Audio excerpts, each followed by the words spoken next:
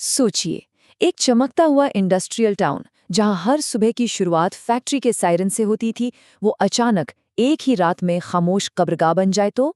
आज हम बिल्कुल यही समझने वाले हैं। रविपुरम की उस दर्दनाक रात का सच, जो फाइलों के ढेर में कहीं दफन कर दिया गया।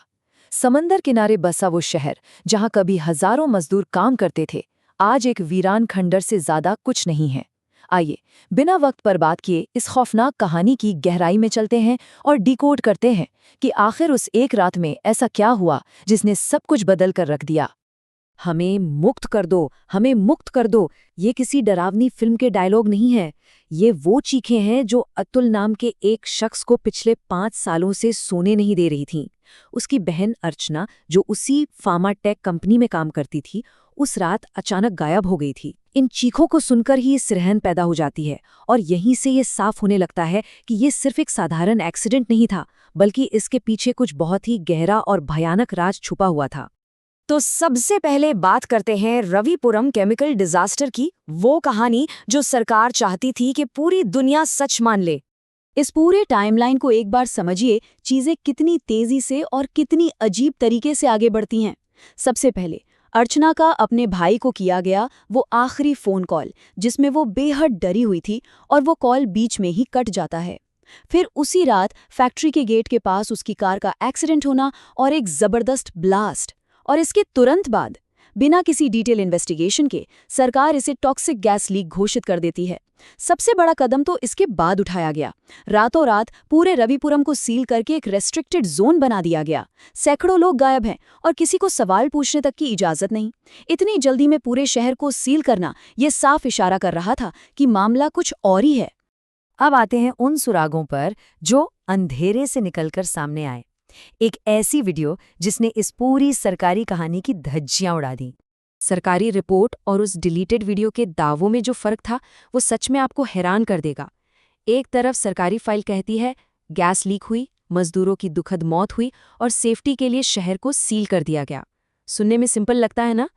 लेकिन अतुल की गर्लफ्रेंड तान्या और दोस्त गौरव के हाथ एक यूट्यूब वीडियो लगा जिसे इंटरनेट से अपलोड होते ही डिलीट कर दिया गया था। उस वीडियो का दावा था कि वहां कोई गैस लीक नहीं हुई थी, वहां एक्चुअली फार्मा कंपनियों द्वारा इंसानों पर इल्लीगल केमिकल एक्सपेरिमेंट किए जा रहे थे। लोगों को चलती फिरती लाशों में बदला जा रहा था और सरकार इस पूरे कांड पर पर्दा डाल रही थी। इन दोनों कहानियों के बीच का अंतर इतना बड़ा है कि आप इसे यूं ही इग्नोर कर ही नहीं सकते।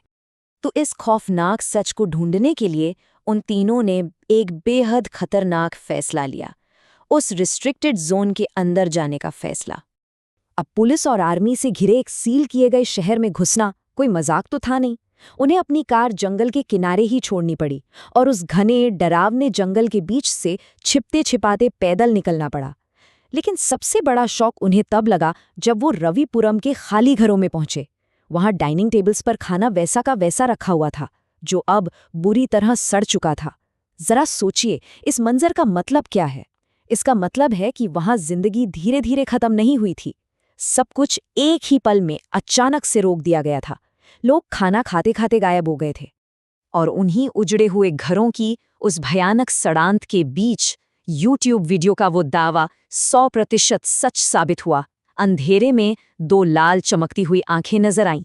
यकीन मानिए, वो किसी इंसान की आंखें बिल्कुल नहीं थीं। वो एक जीता जागता ज़ॉम्बी था, सड़ी हुई त्वचा और किसी जानवर जैसी ताकत वाला। पलक झपकते ही उसने तानिया पर अटैक कर दिया और उसकी वहीं दर्दनाक मौत हो गई। ये वो टर्निंग पॉइंट था जहां सारे सरकारी झूठ बेनकाब हो गए। जो सच फाइलों में दबाया गया था, वो अब मौत बनकर साक्षात उनके सामने खड़ा था। वहां से जान बचाकर अतुल और गौरव पहुंचे असली मौत के केंद्र पर, फैक्ट्री का काला सच। ये टॉक्सिक आखिर थे क्या? ये कोई बीमारी या नेचुरल वायरस नहीं था। जब अतुल और गौरव फैक्ट्री में घुसे, उन्होंने देखा कि जले हुए मजदूरों की लाशें जिंदा हो रही हैं। लेकिन सबसे ज्यादा हार्ट ब्रेकिंग मोमेंट तब आया जब अतुल को आखिरकार अपनी बहन अर्चना मिल गई। अर्चना भी इन्फेक्टेड हो चुकी थी, वो एक टॉक्सिक बन चुकी थी, लेकिन अपनी जबरदस्त विल पावर की वजह से उसने अपनी थोड़ी बहुत इंसानी चेतना अब तक बचाकर रखी थी। उसी ने बताया कि कैसे ये फार्मा कंपनी अपने लालच में इंसानों को जिंदा लाशों में बदलकर उनके शरीर से नई दवाइयां निकालने का घिनौना खेल खेल रही थी। इस पूरी साजिश के मेन प्लेयर्स को समझना बहुत जरूरी है।